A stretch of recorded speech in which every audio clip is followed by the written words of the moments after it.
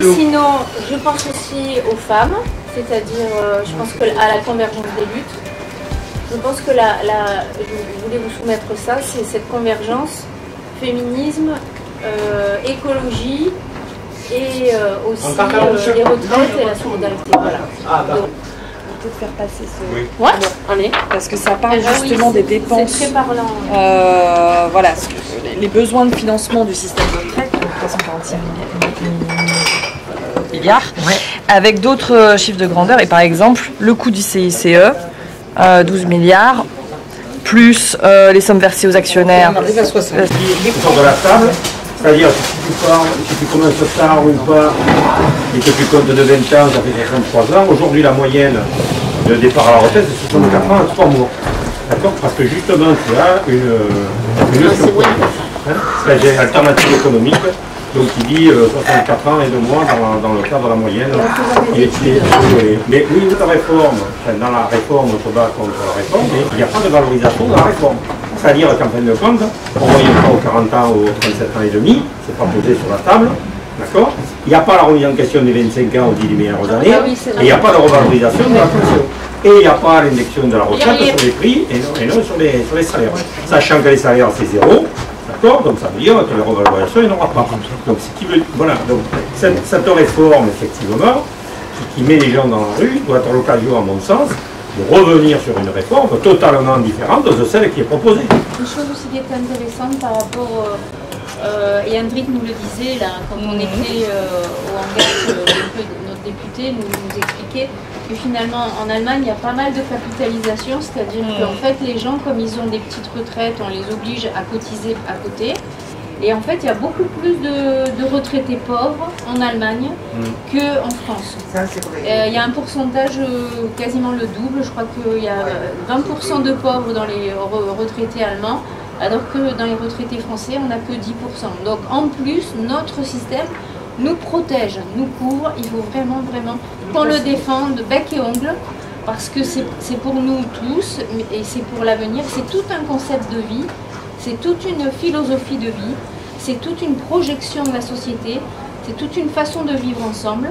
Cette solidarité-là, elle a très très bien fonctionné et depuis les années 80, ils essayent de nous grignoter notre manne finalement collective. Et là, ils essayent par tous les bouts, par tous les biais, par tous les machins. Et nous, il faut qu'on dise non. C'est ce qu'elle a expliqué, ils veulent s'accaparer. Parce que c'est une histoire, la sécurité sociale. Enfin, le régime général de la France est quand même particulier, quoi. Il y avait des systèmes, il y avait deux systèmes qui étaient avant, c'était le système anglais, Beveridge, et il y avait le système allemand Bismarck. D'accord? C'est la fusion des deux, en fin de compte, qui va donner la protection sociale à la française. Et avant, avant les entreprises, avant 1945, il y avait des sécurités sociales qui étaient gérées par le patronat. D'accord. Or, en 1945, c'est-à-dire qu'en 1943, il y a le Conseil national de la résistance, c'est-à-dire les forces progressistes, ou les forces révolutionnaires, ou les forces laborieuses, ou les forces prolétariennes vont prendre le pouvoir en 1945. C'est ça le truc. C'est-à-dire que ça devait devenir un viol de classe. C'est ça le truc. C'est-à-dire qu'on va imposer, les ministres communistes avec la CGT vont imposer la mise en place du régime général. C'est-à-dire sous une caisse unique. C'est ça le truc. Et c'est ça le truc. Et géré par les travailleurs. Et donc dans cette histoire, effectivement, le patronat ne l'a jamais digéré. Elle a été imposée à la sortie de la guerre. Et ça, elle ne l'a jamais accepté. Et quand tu reprends l'histoire de la sécurité sociale, enfin, du régime général, il faut voir un peu. Ambroise Croizat s'est battu contre tout le monde. C'est pour ça que tu as des régimes de retraite qui s'en sont exclus. C'était politique. Les agriculteurs, tout ce qui pouvait se barrer, se sont barrés. D'accord? Mais ça a été à la force du poignet qu'on a mis le truc. Oui, mais on est bien d'accord. Donc ce régime a fait reculer la pauvreté en France, mais phénoménalement. Même aussi l'Allemagne. Alors, si on reprend l'histoire de l'Allemagne, c'est que les directives Schröder, qui ont mis en place la loi travail, en France, est arrivée en 2017 par la loi El Khomri. Mais en Allemagne, elle s'est mise avant. D'accord? C'est le job, c'est le compromis qui a été trouvé, la social-démocratie qui s'est vendue sur l'autel de le social-libéralisme, c'est-à-dire l'adoption au capitalisme, donc, et force dominante, hein, voilà, donc qui a passé le contrat européen sur, c'est le contrat de Lisbonne, hein, c'est le traité de Lisbonne, hein, ni plus ni moins, hein, c'est on échange le plein emploi contre la protection sociale, contre les mesures de protection des salariés, et le code du travail. Voilà, c'est ça, les deux mesures fortes, ça a été ça. Et donc, elles se sont mises en France, elles se sont mises doucement en France, parce qu'il y a un contexte français où les syndicats sont faibles en termes de syndicalisation, mais sont forts dans la rue. La preuve, c'est que on peut dire la CGT, machin bidule, mais la CGT, vous l'avez vu dans le cortège, 180 000 personnes. Si tu enlèves la CGT, il n'y a plus que des timbres poste, d'accord, ou des cartes postales. Il faut bien mesurer ce qu'on est en train de dire. Hein. Enlevez la CGT. Moi, je vous invite à enlever la CGT. Sur 180 000 mecs, il en reste 10 000 sur le truc. Enfin, moi, j'étais à Marseille, je suis à Toulon, on est à 17 000. Si on enlève les trucs, il n'y a plus que 1000 personnes. D'accord, voilà. Pourquoi mais pourquoi? Parce que ça fait 12 ans que les autres organisations syndicales ont abandonné le terrain de la lutte. Il faut bien mesurer ce qu'on est en train de dire. Sinon, on parle et on ne voit pas la réalité. La réalité, on s'y cogne dedans et ça fait mal, comme disait l'autre. Ça veut dire que les autres organisations syndicales, et particulièrement la CFDT, a abandonné la lutte depuis 12 ans. D'accord? Et quand vous regardez les chasubles, ils sont neufs. D'accord? Ils sont plus récents. D'accord? Voilà. Et donc, automatiquement derrière, vous avez là les ingrédients politiques, effectivement, de cette contestation. Et c'est pour ça que chaque fois qu'il y a eu une réforme des retraites, vous pouvez la prendre. Hein. Vous avez, là, cette année, elle est plus forte. Alors peut-être que c'est dû au présidentiel, peut-être que c'est dû à la France insoumise, peut-être que c'est dû à un contexte politique différent de quelques années. Mais les réformes des retraites, quand vous regardez les chiffres, elles ont toujours été importantes. Mais s'il n'y avait pas la CGT, je sais pas. Il faut se rappeler quand même qu'il y a seulement 4 ans, en 2019, la réforme n'est pas passée. Il y a eu une réforme sur les retraites qui d'ailleurs était du même individu, qui nous parlait de capitalisation. Alors ils ont beau jeu aujourd'hui de nous dire non, non, c'est pour préserver le système par répartition et tout. Ouais, mon œil, il y a 4 ans, il parlait de capitalisation et on sait que c'est bien ça l'enjeu justement de cette réforme. Et la réforme quand même, parce qu'il y a eu une mobilisation intense, je ne sais pas si vous en souvenez, qui était longue et importante, a quand même abouti à ce que ce projet-là ne soit pas adopté. Donc, après, il y a eu le Covid. Oui, mais c'est ce que disent les médias. À chaque fois, ils disent que ce n'est pas les gens dans la rue, c'est le Covid. C'est faux. C'est les gens dans la rue et le Covid, effectivement, est arrivé après. La mobilisation avait quand même commencé en décembre. Le Covid est arrivé en mars. Il y a eu quand même les transports, il y a des secteurs qui étaient à la pointe du mouvement et qui étaient, souvenez-vous, les transports étaient complètement bloqués. Quoi. Non, juste pour vous donner un écho en fait de ce qui se passe à l'Assemblée nationale, si ça vous intéresse. D'ailleurs, Hendrik faisait aujourd'hui même, ou il y a quelques jours, mais c'est passé aujourd'hui sur sa chaîne, une intervention sur les régimes spéciaux dont on pourrait, enfin voilà, c'est une question délicate parce qu'il y a aussi des ouvriers aujourd'hui qui peuvent partir à 58 ans parce que on reconnaît en fait que de travailler de nuit, de travailler dans des égouts par exemple ou dans des conditions en fait de pénibilité très fortes, à un moment donné ça a été gagné, oui en fait on peut partir plus tôt et ça c'est aussi grandement menacé là avec la nouvelle réforme. L'attaque du gouvernement qui vise à détruire, on l'a déjà dit, en fait, tout le système de la sécurité sociale qui est effectivement 475 milliards en fait, de magots que le capital aimerait bien récupérer et qui va dans le même sens que la réforme sur l'assurance chômage qui a été faite, qui est la même logique que la réforme sur le RSA qui va imposer demain, là, dans le 5e arrondissement de Marseille, à des bénéficiaires de devoir travailler en fait à un coût complètement dérisoire.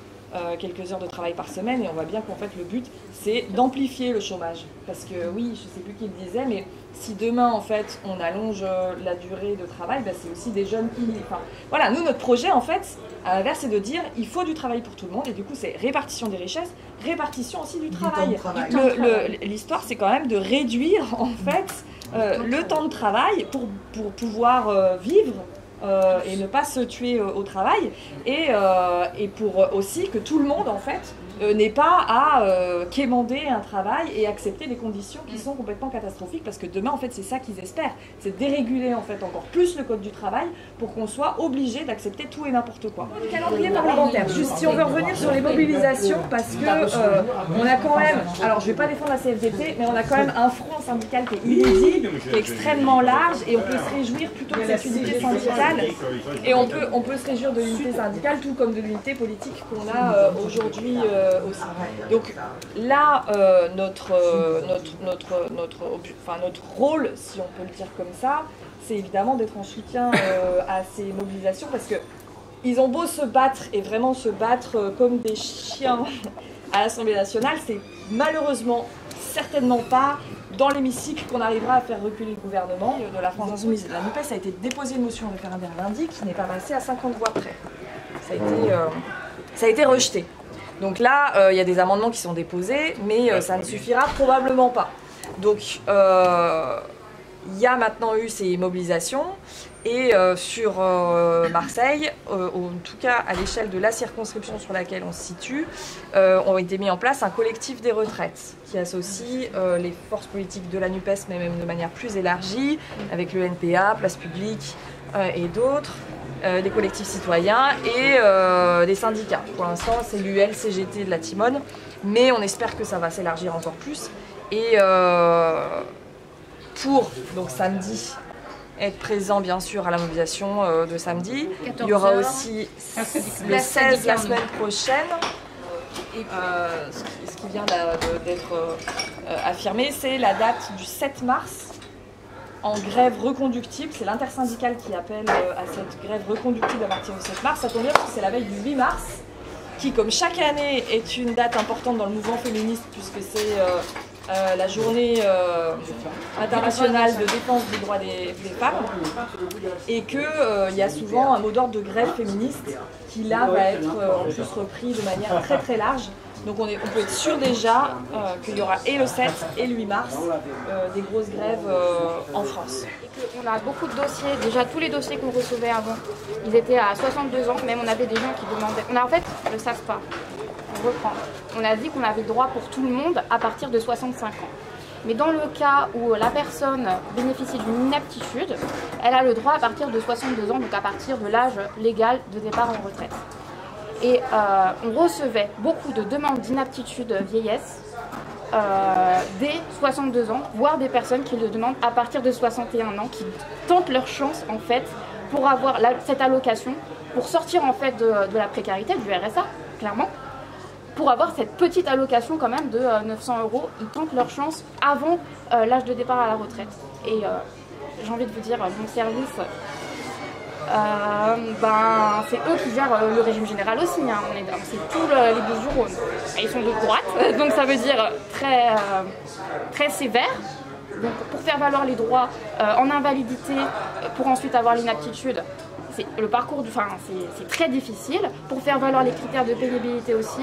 Donc après il y a la loi qui cadre un petit peu, donc il y a ça. Mais on a quand même un service qui est sévère, avec aussi pas des quotas, mais on aime bien qu'il n'y en ait pas trop, quoi. Voilà.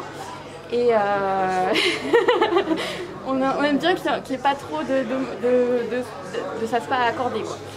Et donc en fait tout ça, alors coup d'épée dans l'eau je sais pas, mais en tout cas c'est des gens qui sont dans une grande précarité. Et aussi ce qui se passe, c'est que ces gens-là, vous croyez qu'ils restent au RSA? Non, non, non, il y en a qui retournent travailler. Et il y en a qui meurent. Ça veut dire qu'il y a des fois, il y a eu deux dossiers que j'ai reçus, j'avais pas eu le temps de le traiter, que la personne était déjà morte en fait. Parce qu'elle est retournée travailler après avoir fait une demande d'inaptitude vieillesse pour avoir une allocation. Et le temps que ça arrive, parce que ça part en Corse, ça revient à Marseille, les gens ils restent pas comme ça en fait. Ils vont travailler et ils meurent. Voilà. Donc c'est absolument nécessaire, parce que tous ces gens-là, ils vont prendre 2 ans de plus en fait. Et ces 2 ans de plus, on va avoir une hécatombe en fait. Une hécatombe de personnes qui vont retourner travailler alors qu'ils devraient s'arrêter. Puis aujourd'hui, déjà, ils ne s'arrêtent pas. Et donc en fait, ces 2 enjeux-là, on va avoir vraiment une hécatombe de tous ces gens-là. On est obligé de se battre. Non mais c'est très dur parce que moi j'étais dans mon secrétariat, ma petite vie elle tourne quoi, je gagnais le SMIC mais bon ma foi voilà. Et quand on se rend compte que la personne elle est morte, on va devoir clore le dossier, c'est quelqu'un qui est mort quoi. C'est quelqu'un qui est mort parce qu'on a mis trop de temps pour traiter le dossier, ou alors que le dossier va être rejeté, alors que des fois il y a des gens qui essayent de se faire passer en invalidité, ou alors qui ont eu des accidents du travail mais qui ne sont pas reconnus, etc. C'est très compliqué de faire valoir tout ça et d'avoir cette allocation. Il faut vraiment se battre, là on n'a pas le choix, il y a des gens qui vont mourir. Il y a vraiment des gens qui vont mourir. Merci.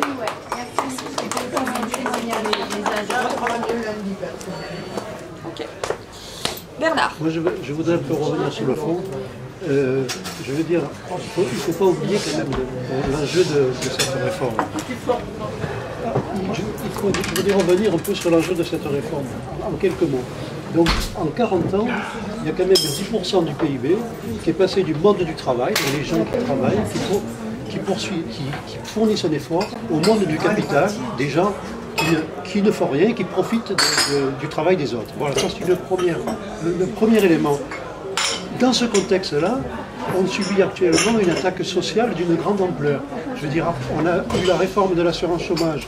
Maintenant, on a cette réforme des retraites qui va encore augmenter le passage de l'argent du monde du travail au monde du capital. Donc c'est gravissime. Quand on sait que la fortune des milliardaires, elle a multiplié par 3 en quelques années, je veux dire, les 500 plus grandes fortunes de France, c'est une honte. Cet argent-là, s'il vient aux plus riches, il ne vient pas aux autres. Voilà.